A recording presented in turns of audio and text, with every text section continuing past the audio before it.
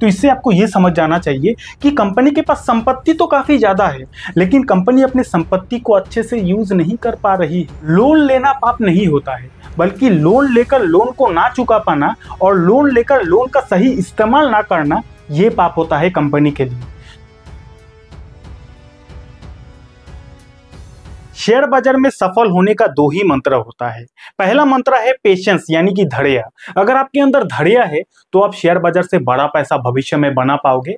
दूसरा मंत्र होता है अच्छे क्वालिटी के स्टॉक्स में निवेश करना। अगर आप एक सही क्वालिटी के स्टॉक्स में इन्वेस्टिंग करने के बाद लंबे समय तक धैर्य दिखाते हो तो आप शेयर बाजार से बड़ा पैसा बना पाओगे। लेकिन समस्या ये है कि शेयर बाजार में हजारों तरीके के स्टॉक है। अब हजारों तरीके के स्टॉक्स में से आपको कैसे पता चलेगा कि कौन सा स्टॉक आपको भविष्य में रिटर्न दे सकता है, कौन सा स्टॉक आपको भविष्य में आपका पैसा खा सकता है, कैसे पता लगाया जाता है? तो उसका एक ही तरीका होता है, उस स्टॉक का बिजनेस को देखना, उस स्टॉक का फंडामेंटल देखना कि वो जो स्टॉक है उस स्टॉक का फंडामेंटल कैसा है। अब जैसे ही ये जो वर्ड फंडामेंटल वर्ड जैसे ही आपके दिमाग में आता है तो आपके दिमाग में आता होगा PE ratio, PB ratio, dividend yield, OPM, इस तरीके का काफी सारा रेशियो आपके दिमाग में आ जाता होगा। तो टेंशन लेने की जरूरत नहीं है। आज की इस वीडियो में आप बिल्कुल फ्री में और आसान भाषा में सीख लोगे कि ये फंडामेंटल एनालिसिस कैसे किया जाता है, क्या मतलब होता है पीई रेशियो का, क्या मतलब होता है पीबी रेशियो का, डिविडेंड यील्ड क्या है, ओपीएम क्या है, करंट रेशियो क्या है, इंडस्ट्री पी क्या है, बोरोइंग क्या है, बुक वैल्यू क्या है, इन सब का मतलब क्या है, इन सब का यूजेस क्या है, और ये सारा जो रेशियो है कौन सा स्टॉक में कम होना अच्छा होता है, कौन सा स्टॉक में ज्यादा होना अच्छा होता है, सब कुछ आज की वीडियो में डिटेल में आपको क्लियरिटी मिलने वाला है। तो वीडियो से बहुत कुछ सीखने वाले हो तो वीडियो को एंड तक जरूर देख लीजिएगा। लेकिन हमेशा की तरह मैं डिस्क्लेमर दूंगा कि ये वीडियो एजुकेशनल पर्पस के लिए बनाया गया है, आपको सिखाने समझाने के लिए बनाया गया है। वैसे शेयर बाजार में इन्वेस्टिंग करना, ट्रेडिंग करना रिस्की होता है, आपका पैसा डूबने का डर होता है। तो इन्वेस्टिंग ट्रेडिंग करे तो अपने रिस्क पर करे। इस वीडियो से बस आप नॉलेज ले सकते हो, इंफॉर्मेशन ले सकते हो, ठीक है। तो चलिए करते हैं वीडियो की शुरुआत। सबसे पहले समझते हैं कि पीई रेशियो का मतलब क्या होता है। तो ध्यान से समझिएगा, पीई रेशियो का फुल फॉर्म होता है प्राइस टू अर्निंग रेशियो, यानी कि ये जो आप पीई रेशियो देख रहे हो इसका फुल फॉर्म होता है प्राइस टू अर्निंग रेशियो। अब ये जो लाइन है इसमें दो वर्ड इंपॉर्टेंट है, पहला है प्राइस, दूसरा है अर्निंग। यानी कि किसी भी स्टॉक का प्राइस और उस स्टॉक का जो अर्निंग है ये दोनों मिलकर ही पीई रेशियो का जन्म हुआ है। आपको नहीं समझ में आया होगा, वीडियो को आगे आगे देखोगे सब डाउट क्लियर हो जाएगा। उसके बाद क्या है कि पीई रेशियो एक ऐसा वैल्यूएशन रेशियो है जिससे हम ये पता लगा सकते हैं कि किसी भी स्टॉक से हमें 1 रुपया कमाने के लिए कितना रुपया दांव पे लगाना पड़ेगा। कहने का मतलब ये है कि किसी भी स्टॉक का जो पीई रेशियो है ये एक ऐसा रेशियो है जिससे हम ये पता लगा सकते हैं कि किसी भी स्टॉक से हमें 1 रुपया कमाने के लिए कितना रुपया दांव पे लगाना पड़ेगा। कहने का मतलब यह है कि मान के चलते हैं एक एबीसी नाम का स्टॉक है। अब ये जो एबीसी नाम का स्टॉक है, इस स्टॉक को आप क्यों खरीदोगे, या फिर शेयर बाजार में कोई भी कंपनी के शेयर को आप क्यों खरीदते हो? आप इसीलिए खरीदते हो क्योंकि आपको उस शेयर से, उस स्टॉक से पैसा कमाना है, रिटर्न कमाना है, इसीलिए ना खरीदते हो। तो कुल मिलाकर यह है कि किसी भी स्टॉक से या फिर किसी भी शेयर से आपको 1 रुपया कमाने के लिए कितना रुपया दांव पे लगाना पड़ता है, अगर आपको ये जानना है, ये पता लगाना है, तो आपको उस स्टॉक का पीई रेशियो को देखना पड़ेगा। पीई रेशियो देख लोगे तो आपको ये पता लग जाएगा कि उस स्टॉक से आपको 1 रुपया कमाने के लिए कितना रुपया दांव पे लगाना पड़ेगा। फॉर एग्जाम्पल, कोई भी एक एबीसी स्टॉक है, इस स्टॉक का जो पीई रेशियो है वो अगर 50 का है ना, तो इसका मतलब ये एबीसी स्टॉक से आपको 1 रुपया कमाने के लिए 50 रुपया दांव पे लगाना पड़ेगा। इतना क्लियर हो गया ना? उसके बाद आगे बढ़ते हैं। इसके अलावा इस रेशियो की मदद से हम ये जान सकते हैं कि दो सेम कंपनी में से कौन सा कंपनी हमें सस्ता मिल रहा है। कहने का मतलब ये है कि मान के चलते हैं एक ए नाम का कंपनी है और मान के चलते हैं एक बी नाम का कंपनी है। अब ये जो ए नाम का कंपनी है, बी नाम का कंपनी है, दोनों सेम काम करती है, यानी कि दोनों जो कंपनी है वो दोनों कंपनी चॉकलेट बेचती है। फर्क इतना है कि ये जो ए नाम का कंपनी है, इस कंपनी का जो पीई रेशियो है ये 20 का है, और ये जो बी नाम का कंपनी है, इस कंपनी का जो पीई रेशियो है ये 30 का है। ठीक है, ध्यान से समझिएगा, दोनों कंपनी सेम काम करती है, दोनों कंपनी चॉकलेट बेचती है, चॉकलेट बनाती है, चॉकलेट बेचती है। फर्क इतना है कि इस कंपनी का शेयर का जो पीई रेशियो है वो 20 का है, इस कंपनी का शेयर का जो पीई रेशियो है वो 30 का है। तो इससे हमें ये समझना चाहिए कि भैया ये जो कंपनी है ये हमें सस्ता मिल रहा है। सस्ता इसीलिए मिल रहा है क्योंकि इस कंपनी में इन्वेस्टिंग अगर हम लोग करते हैं तो हमें इस कंपनी से 1 रुपया कमाने के लिए 20 रुपया दांव पे लगाना पड़ेगा।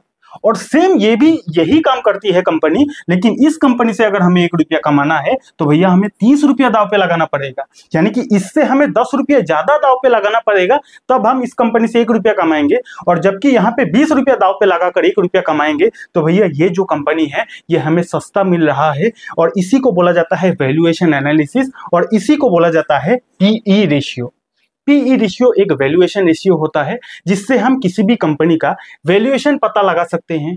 किसी भी कंपनी से हम कितना पैसा कमा सकते हैं भविष्य में, तो कितना पैसा कमाने के लिए कितना दांव पे लगाना पड़ेगा ये भी पता लगा सकते हैं। कोई भी कंपनी अपने बाकी कॉम्पिटिटर से सस्ता मिल रहा है या फिर महंगा मिल रहा है ये पता लगाने के लिए हमें पीई रेशियो को देखना होता है। क्लियर हो गया ना बात। उसके बाद क्या है, पीई रेशियो निकालने का फॉर्मूला होता है current share price divided by EPS. यानी कि ये जो पीई रेशियो है, इस पीई रेशियो को निकालने का एक फॉर्मूला होता है जो फॉर्मूला का नाम है करेंट शेयर प्राइस। यानी कि कोई भी एक XYZ कंपनी है, इस कंपनी का जो करेंट शेयर प्राइस है, करेंट मार्केट में जो प्राइस है, मान के चलते हैं 1000 का करेंट शेयर प्राइस चल रहा है।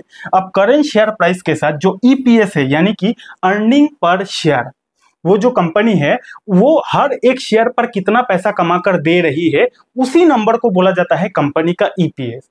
तो करेंट शेयर प्राइस के साथ अगर किसी भी कंपनी का ईपीएस, मान के चलते हैं एक XYZ कंपनी है, उस कंपनी का ईपीएस है 100 का और करेंट शेयर प्राइस है 1000 का, तो इसको डिवाइड करने के बाद जो नंबर निकल कर आता है उसी नंबर को बोला जाएगा वो उस कंपनी का पीई रेशियो। तो इस कंडीशन में आप देख सकते हो कि XYZ कंपनी का करेंट शेयर प्राइस 1000 का है, ईपीएस है 100 का, हमने डिवाइड कर दिया, नंबर निकल कर आया 10, यानी कि XYZ कंपनी का जो पीई रेशियो है ये 10 का है। अब यहां से एक चीज आपको समझना चाहिए कि इस XYZ कंपनी से आपको 1 रुपया कमाने के लिए 10 रुपया दांव पे लगाना पड़ेगा। Point number 1। पॉइंट नंबर 2 क्या है कि किसी भी कंपनी का अगर अर्निंग बढ़ता है यानी कि कमाई बढ़ता है, अब कमाई बढ़ेगा तो ईपीएस बढ़ेगा, यानी कि यहाँ पे नीचे जो हमने नंबर डाला था वो बढ़ेगा। तो किसी भी कंपनी का अगर अर्निंग बढ़ता है तो उस कंपनी का जो पीई रेशियो है वो बाय डिफॉल्ट नीचे आ जाता है। और अगर किसी कंपनी का कमाई कम हो जाता है, अब अगर किसी भी कंपनी का कमाई कम होगा तो उस कंपनी का ईपीएस भी कम हो जाएगा। तो ईपीएस अगर गिरेगा तो उस कंपनी का जो पीई रेशियो है वो बाय डिफॉल्ट बढ़ जाता है। कुल मिलाकर इतना समझो, किसी भी कंपनी का अगर कमाई बढ़ता है, पैसा अगर ज्यादा कमाती है तो उस कंपनी का पीई रेशियो नीचे आ जाता है। और किसी भी कंपनी का अगर कमाई कम हो जाता है, दिन पर दिन कमाई जो है वो गिरते जाता है, तो उस कंपनी का जो पीई रेशियो है यानी कि वैल्यूएशन है ये बढ़ते जाता है। इतना क्लियर हो गया ना। उसके बाद क्या है, पीई रेशियो ज्यादा या कम होना अच्छा होता है, ये इस बात पर निर्भर करता है कि उस स्टॉक का यानी कि उस बिजनेस का करंट कंडीशन कैसा है। कहने का मतलब ये है कि यहां तक तो आपने ये समझ लिया पीई रेशियो क्या होता है, इसका क्या काम होता है, इसका क्या फॉर्मूला होता है, पूरा आपने समझ लिया। लेकिन आपके दिमाग में एक सवाल आया होगा कि भैया किसी भी स्टॉक का पीई रेशियो कितना होना चाहिए। तो किसी भी स्टॉक का पीई रेशियो कितना होना चाहिए, इसका कोई फिक्स डेफिनेशन नहीं है, फिक्स आंसर नहीं है। किसी भी किताब में नहीं लिखा है कि किसी भी स्टॉक का पीई रेशियो इतना है तो अच्छा हो गया, इतना है तो खराब हो गया। किसी भी दुनिया में किसी भी किताब में नहीं लिखा है। तो कैसे पता लगाया जाए कि किसी भी स्टॉक का पीई रेशियो कितना होना अच्छा है? तो उसके लिए आप अनुमान लगा सकते हो। अनुमान यानी कि अगर शेयर बाजार में किसी भी स्टॉक का जो पीई रेशियो है वो अगर 20 से लेकर 50 के अंदर है तो उसको अच्छा माना जा सकता है। किसी भी स्टॉक का पीई रेशियो 20 से लेकर 50 के अंदर है तो उसको अच्छा माना जा सकता है। Point number 1। पॉइंट नंबर 2 क्या है कि उस स्टॉक का यानी कि वो जो कंपनी है, उस कंपनी का जो बाकी कॉम्पिटिटर है, बाकी कॉम्पिटिटर के पीई रेशियो के साथ भी आपको तुलना करना चाहिए कि उस कंपनी का इंडस्ट्री पीई रेशियो कितना है। क्लियर हो गया ना। तो यहां तक आपने समझ लिया कि पीई रेशियो क्या होता है, फुल फॉर्म क्या होता है, कैसे काम करता है, पीई रेशियो अप डाउन कैसे होता है, कितना होना अच्छा होता है। पूरा डाउट क्लियर हो गया ना। अब वीडियो में आगे बढ़ते हैं, और इससे पहले अगर आपको वीडियो अच्छा लग रहा है तो वीडियो को लाइक कीजिए, कमेंट कीजिए। और शेयर बाजार में इन्वेस्टिंग करते हो तो आपके पास डीमेट अकाउंट होना पड़ेगा। तो जिस ब्रोकर को मैं खुद यूज करता हूं, मैंने उसी ब्रोकर का लिंक नीचे डिस्क्रिप्शन पर दे दिया है, वहां से भी आप अपने लिए डीमेट अकाउंट खुलवा सकते हो। उसके बाद एक और इंपॉर्टेंट रेशियो होता है जिस रेशियो को बोला जाता है पीबी रेशियो। रेशियो। क्या मतलब होता है पीबी रेशियो का? तो पीबी रेशियो का फॉर्मूला होता है प्राइस टू बुक वैल्यू, यानी कि इस लाइन में भी दो वर्ड है, ध्यान से समझिएगा। एक है प्राइस, दूसरा है बुक वैल्यू, यानी कि प्राइस और बुक वैल्यू मिलकर ही पीबी रेशियो बना है। इतना क्लियर हो गया ना? उसके बाद क्या है, पीबी रेशियो भी एक वैल्यूएशन रेशियो होता है, यानी कि ये जो रेशियो है ये भी वैल्यूएशन रेशियो होता है। इससे पहले हमने समझा था पीई रेशियो के बारे में, तो पीई रेशियो भी एक वैल्यूएशन रेशियो था। उसी तरह पीबी रेशियो भी एक वैल्यूएशन रेशियो होता है, यानी कि किसी भी कंपनी का कितना वैल्यूएशन है ये पता लगाना है तो आपको उस कंपनी का पीबी रेशियो को भी चेक करना पड़ता है। उसके बाद क्या है कि पीबी रेशियो का फॉर्मूला होता है current share price divided by book value पर शेयर, यानी कि अगर आपको पीबी रेशियो निकालना है, किसी भी कंपनी का पीबी रेशियो निकालना है, तो उसके लिए फॉर्मूला होता है। फॉर्मूला क्या है कि उस कंपनी का करंट शेयर प्राइस के साथ अगर बुक वैल्यू पर शेयर को डिवाइड करोगे तो जो भी नंबर निकल कर आएगा उस नंबर को बोला जाएगा उस पर्टिकुलर कंपनी का पीबी रेशियो। अब यहाँ पे समझने वाली बात यह है कि कंपनी का शेयर प्राइस तो निकाला जा सकता है, मार्केट में ओपन होता है कंपनी का शेयर प्राइस, लेकिन बुक वैल्यू पर शेयर कैसे निकाला जाता है और बुक वैल्यू पर शेयर का मतलब क्या होता है, डिटेल में समझते हैं। यानी कि अगर आपको पीबी रेशियो को समझना है तो आपको पहले समझना पड़ेगा भैया ये बुक वैल्यू का मतलब क्या होता है। ये समझोगे तभी ये समझ पाओगे, तो स्टेप बाय स्टेप समझेंगे, घबराने की जरूरत नहीं है। तो बुक वैल्यू का मतलब ये होता है कि टोटल एसेट के साथ टोटल लायबिलिटी को अगर डिवाइड किया जाए तो जो भी नंबर निकल कर आता है उसी नंबर को बोला जाता है भैया बुक वैल्यू। यानी कि कोई भी एक XYZ कंपनी है, मान के चलते हैं कोई भी एक XYZ कंपनी है, इस कंपनी का टोटल एसेट यानी कि टोटल संपत्ति, मान के चलते हैं XYZ कंपनी है, इस कंपनी का टोटल संपत्ति है 10,000 का, मान के चलते हैं। अब टोटल संपत्ति के साथ टोटल लायबिलिटी, लायबिलिटी यानी कि कंपनी के पास कितना पैसा चुकाना है, यानी कि कंपनी को कितना पैसा चुकाना है, कितना कंपनी को देनदारी बाकी है, रेंट कितना देना है, एम्प्लॉय को सैलरी वगैरह कितना देना है, यानी कि किसी भी कंपनी का देनदारी कितना बाकी है उसी को बोला जाता है उस कंपनी का लायबिलिटी। तो फॉर एग्जांपल मान के चलते हैं इस XYZ कंपनी का जो लायबिलिटी है यानी कि देनदारी चुकाना है 500 रुपया का। अब एसेट है यानी कि संपत्ति है 10,000 का और लायबिलिटी है 500 का।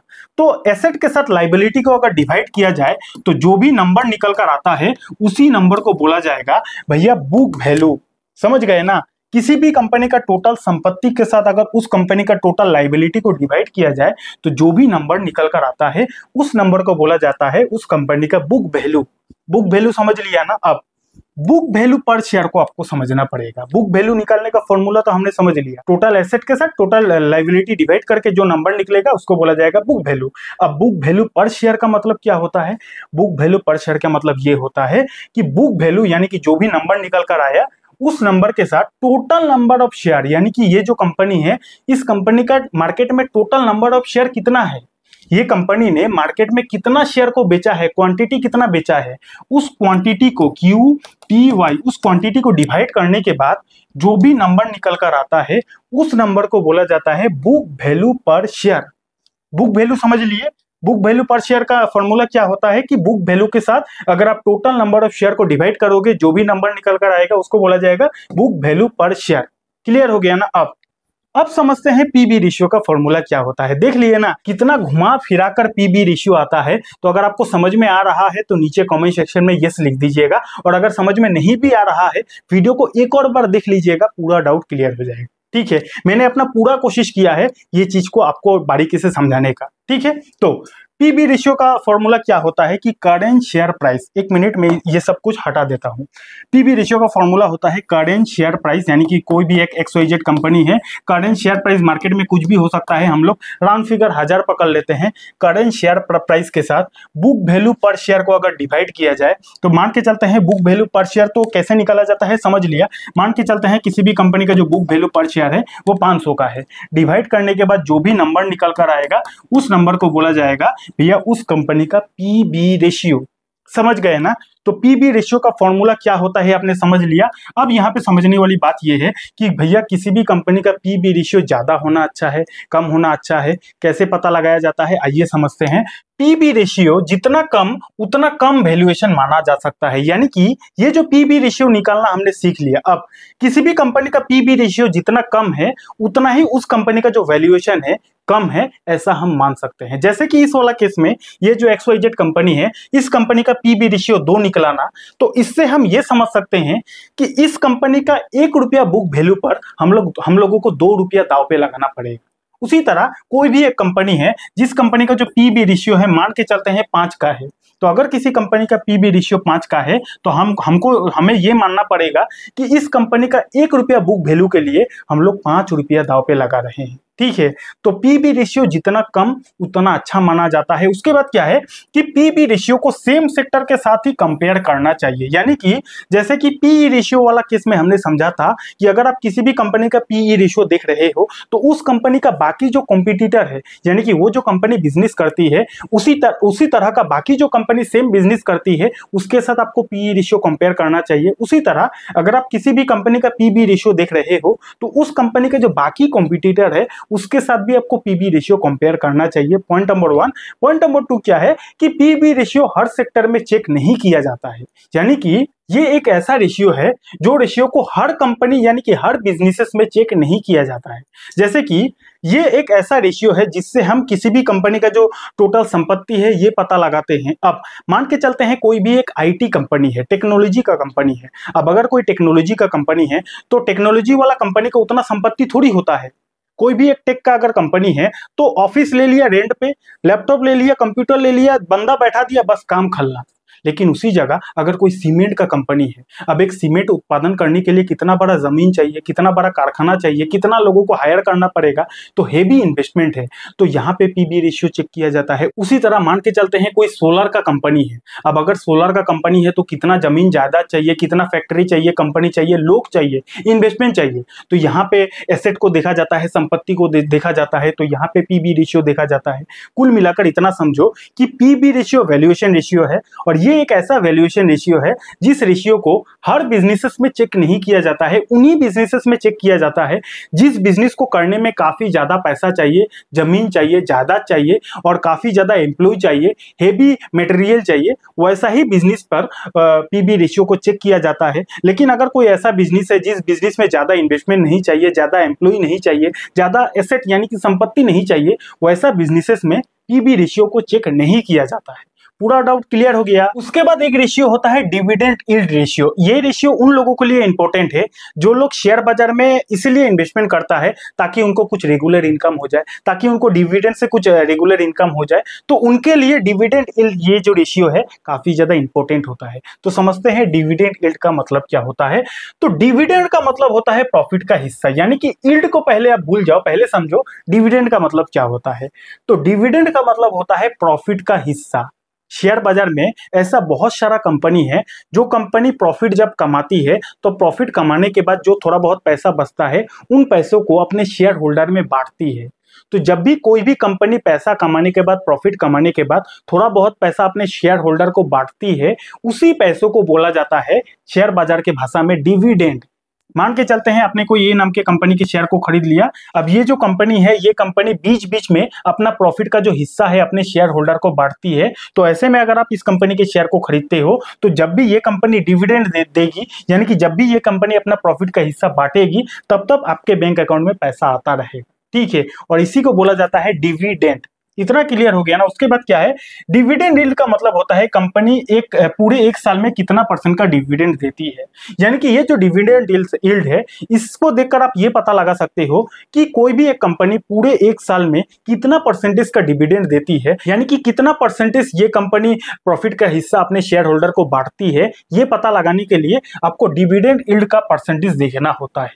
अब डिविडेंड यील्ड का फॉर्मूला क्या होता है, एनुअल डिविडेंड पर शेयर के साथ अगर आप करेंट मार्केट प्राइस को डिवाइड करोगे तो जो नंबर निकल कर आएगा उसी नंबर को बोला जाएगा डिविडेंड यील्ड। यानी कि एनुअल डिविडेंड पर शेयर, यानी कि कोई भी कंपनी पूरे एक साल में कितना रुपया का डिविडेंड देती है हर एक शेयर पर, उसके साथ अगर करेंट मार्केट प्राइस यानी कि कंपनी का करेंट मार्केट प्राइस जो है उसके साथ डिवाइड करके 100 कर दोगे इंटू 100। हमें परसेंटेज में चाहिए, अब परसेंटेज में चाहिए तो इंटू 100 करना पड़ता है। तो जो नंबर निकल कर आता है उसी को बोला जाता है डिविडेंड यील्ड। एग्जाम्पल के लिए आप यहाँ पे देख सकते हो कि कोई भी एक मान के चलते हैं XYZ कंपनी है, इस कंपनी का जो एनुअल डिविडेंड पर शेयर है ये 7 रुपया का है, यानी कि हर साल ये जो कंपनी है अपने एक शेयर पर 7 रुपया का डिविडेंड देती है।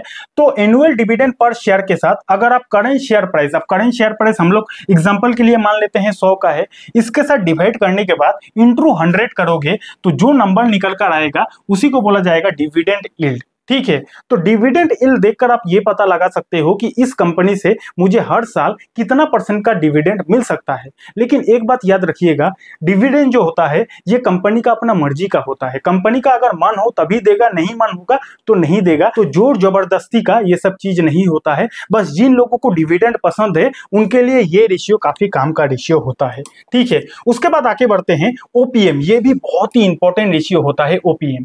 ओपीएम का फुल फॉर्म होता है ऑपरेटिंग प्रॉफिट मार्जिन, यानी कि नॉर्मली शेयर बाजार में क्या देखा जाता है, नॉर्मली शेयर बाजार में जो बिगिनर्स है वो लोग सेल्स को देखता है, यानी कि कंपनी का रेवेन्यू को देखता है कि कंपनी का रेवेन्यू कैसा है। अब यहाँ पे जो बिगिनर्स है वो अगर देखेगा तो वो तो इसको देखकर अच्छा ही बोलेगा कि भैया कंपनी का जो सेल है हर साल बढ़ रहा है तो अच्छा ही है। लेकिन जरूरी नहीं कि अगर खाली सेल बढ़ रहा है तो अच्छा ही है, ये हमेशा जरूरी नहीं होता है। क्योंकि सेल करने के बाद यहाँ पे एक और लाइन होता है जिसको एक्सपेंस बोला जाता है, यानी कि खर्चा बोला जाता है। मान के चलते हैं आपका कोई कंपनी है और आपका कंपनी चॉकलेट बेचती है और चॉकलेट बेचने के बाद आपका जो कंपनी है 100 करोड़ का सेल करती है। तो 100 करोड़ का अगर आपका कंपनी सेल करती है तो आपका प्रॉफिट कितना हुआ ये भी तो जरूरी है। अब 100 करोड़ का आपने सेल किया, लेकिन वो जो 100 करोड़ है उतना सेल करने के लिए आपने पैसा कितना लगाया, खर्च कितना किया, मटेरियल कॉस्ट कितना है, एम्प्लॉय का खर्चा कितना है, सैलरी कितना है, टैक्स वगैरह कितना है, ये सब भी तो जानना पड़ेगा। तो कोई भी कंपनी का सेल्स करने के बाद एक्सपेंस होता है, यानी कि खर्चा होता है। इसको माइनस करने के बाद जो नंबर निकल कर आता है उसी नंबर को बोला जाता है ऑपरेटिंग प्रॉफिट मार्जिन। ओपीएम का फुल फॉर्म होता है ऑपरेटिंग प्रॉफिट मार्जिन, यानी कि किसी भी बिजनेस में सेल करने के बाद यानी कि रेवेन्यू कमाने के बाद खर्चा होता है। अब अगर सेल से खर्चे को माइनस किया जाए तो जो नंबर निकल कर आता है उसी नंबर को बोला जाता है भैया ऑपरेटिंग प्रॉफिट मार्जिन, और यही किसी भी कंपनी का सबसे इंपॉर्टेंट रेशियो होता है। ठीक है, तो जो ऑपरेटिंग प्रॉफिट मार्जिन है इसको हमेशा बढ़ते रहना चाहिए। अगर किसी भी कंपनी का ऑपरेटिंग प्रॉफिट मार्जिन बढ़ रहा है तो आपको समझ जाना चाहिए कि वो जो कंपनी है वो पैसा कमा रही है। लेकिन ऑपरेटिंग प्रॉफिट मार्जिन अगर कम हो रहा है तो आपको समझ जाना चाहिए कि कंपनी सेल तो कर रही है लेकिन कंपनी का खर्चा ज्यादा है, जिसके वजह से कंपनी के हाथ में उतना पैसा नहीं बच रहा है। तो ये लाइन और ऑपरेटिंग प्रॉफिट मार्जिन का ये जो परसेंटेज वाला लाइन है इसका जो ग्रोथ है ये हमेशा पॉजिटिव होना चाहिए। इतना क्लियर हो गया ना। उसके बाद आगे बढ़ते हैं। उसके बाद कौन सा इंपॉर्टेंट रेशियो है, करंट रेशियो। ये भी एक बहुत इंपॉर्टेंट रेशियो है। इसका मतलब क्या होता है, करंट रेशियो एक लिक्विडिटी रेशियो है जिससे ये पता लगाया जा सकता है कि कोई भी कंपनी अगले 1 साल में आने वाली अपनी लायबिलिटीज को पे करने में कितना ज्यादा सक्षम है। करंट रेशियो एक ऐसा रेशियो है जिसको देखकर हम ये पता लगा सकते हैं कि कोई भी कंपनी अगले आने वाले 1 साल में अपने करंट लायबिलिटी को पे करने के लिए कितना सक्षम है। लायबिलिटी यानी कि कंपनी का कितना देनदारी बाकी है, कंपनी को कितना पैसा चुकाना है। तो अगले 1 साल में कंपनी को कितना लायबिलिटी चुकाना है ये पता लगाने के लिए आपको करंट रेशियो चेक करना पड़ता है। बहुत इंपॉर्टेंट रेशियो है। अब इसका मतलब क्या होता है, करंट रेशियो निकालने का फॉर्मूला ये होता है कि करंट एसेट के साथ करंट लायबिलिटी को डिवाइड करोगे तो जो नंबर निकल कर आएगा उसको बोला जाता है करंट रेशियो। करंट एसेट यानी कि कंपनी का टोटल संपत्ति के साथ कंपनी का टोटल जो खर्चा है, जो लायबिलिटी है, उसको डिवाइड करने के बाद जो भी नंबर निकल कर आएगा उसको बोला जाता है करंट रेशियो। उसके बाद क्या है, करंट रेशियो 1 या 1 से लेकर 4 के बीच होना अच्छा माना जाता है। यानी कि जो भी ये करंट रेशियो है ये अगर 1 से लेकर 4 के बीच है उसको अच्छा माना जाता है। ठीक है, उसके बाद क्या है, अगर किसी कंपनी का करंट रेशियो काफी ज्यादा है तो इसका मतलब कंपनी अपने एसेट्स को अच्छे तरीके से यूज नहीं कर पा रही है। यानी कि अगर किसी भी कंपनी का जो करंट रेशियो है काफी ज्यादा है, मान के चलते हैं किसी भी कंपनी का करंट रेशियो 5 है, 6 है या फिर 7 है, तो इससे आपको यह समझ जाना चाहिए कि कंपनी के पास संपत्ति तो काफी ज्यादा है लेकिन कंपनी अपने संपत्ति को अच्छे से यूज नहीं कर पा रही है। करंट रेशियो का मतलब क्या होता है कि भैया टोटल एसेट के साथ टोटल लायबिलिटी को डिवाइड करोगे तो जो नंबर निकल कर आएगा उसी को बोला जाता है करंट रेशियो। तो करंट रेशियो अगर काफी ज्यादा है यानी कि कंपनी के पास संपत्ति काफी ज्यादा है। अब अगर किसी कंपनी का संपत्ति ज्यादा है तो अच्छा है या फिर खराब है? अच्छा तभी है जब वो कंपनी अपने संपत्ति का सही इस्तेमाल कर रही है, तभी अच्छा है। लेकिन कंपनी के पास संपत्ति तो है लेकिन सड़ रही है, कंपनी अपने संपत्ति को सही से यूज नहीं कर पा रही है, तो ऐसे में कंपनी का संपत्ति होना ना होना एक ही बराबर है। ठीक है, तो किसी भी कंपनी का जो करंट रेशियो है 1 से 4 के बीच है तो अच्छा माना जाता है। काफी ज्यादा है तो आपको समझ जाना चाहिए कि ये कंपनी के पास संपत्ति तो है लेकिन यूज नहीं कर पा रही है। इतना क्लियर हो गया ना। उसके बाद क्या है, करंट रेशियो को सेम सेक्टर के साथ ही कंपेयर करना चाहिए। अब ये जो लाइन है मैं हर पॉइंट पे बोल रहा हूं, कोई भी रेशियो को अगर आप देख रहे हो तो उस कंपनी का सेम कॉम्पिटिटर के साथ ही आपको कंपेयर करना चाहिए। इतना क्लियर हो गया ना। उसके बाद आगे बढ़ते हैं। बोरोइंग, बोरोइंग का मतलब क्या होता है? बोरोइंग का सिंपल मीनिंग ये होता है कि भैया लोन, यानी कि कंपनी ने लोन कितना लिया है, उधारी कितना लिया है। अब यहाँ पे दो चीज है जो आपको समझना चाहिए। किसी भी कंपनी के अंदर अगर काफी ज्यादा लोन है, यानी कि अगर कोई भी कंपनी है जिसने काफी ज्यादा लोन ले लिया है, काफी ज्यादा उधारी ले लिया है, तो अगर मैं आपसे पूछूं कि कोई भी एक कंपनी है जिसने काफी उधारी लिया है, तो वो कंपनी अच्छा है या फिर खराब है, तो आपका आंसर क्या रहेगा? बोलो, आपका आंसर क्या रहेगा? अगर किसी कंपनी के ऊपर काफी ज्यादा लोन है, तो अगर आपका आंसर ये रहेगा कि वो कंपनी खराब हो गया, तो शायद आपने जल्दबाजी कर दिया। क्योंकि लोन लेना पाप नहीं होता है, बल्कि लोन लेकर लोन को ना चुका पाना और लोन लेकर लोन का सही इस्तेमाल ना करना, ये पाप होता है कंपनी के लिए।